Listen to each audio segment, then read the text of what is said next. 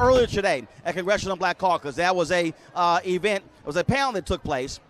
It featured the 3 African Americans who are running for governor. That is Stacey Abrams in Georgia, that is Andrew Gillum in Florida, and Ben Jealous in Maryland. Before that particular panel, I had a chance to catch up with each one of them. And so first off, here's Stacey Abrams, Democratic nominee for governor, talking about how her campaign is going. Take a look. Well, Stacey, how you doing? I'm doing very well. 54 days to go. Yes, and one of the things that I've been talking about with folks is that the difference, I think, what we're seeing now is that folks are going old school, whereas bumper stickers, yard signs, where everybody's talked about all about technology, it's really about precinct to precinct, a really hardcore ground game. I think it's a combination, but I think you're absolutely right that the foundation of a successful campaign is the ground game. Technology is a tool to amplify it, but technology cannot replace hand-to-hand conversation, door-to-door knocking, making phone calls, and really touching people where they are. Saw a recent poll. Looks good for you. So it's not bad to be in that position.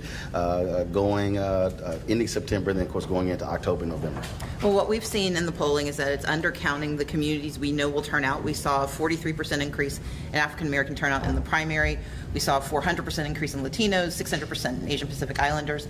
We know that the ground game we are running is reaching people who have not voted in primaries or in midterms in decades. And if we can turn those voters out, we will win. I remember sitting in the White House it was an off-the-record meeting we had. It was with a number of radio hosts and then President Obama. And there was a sister from Georgia who was talking about when Nunn was running for Senate.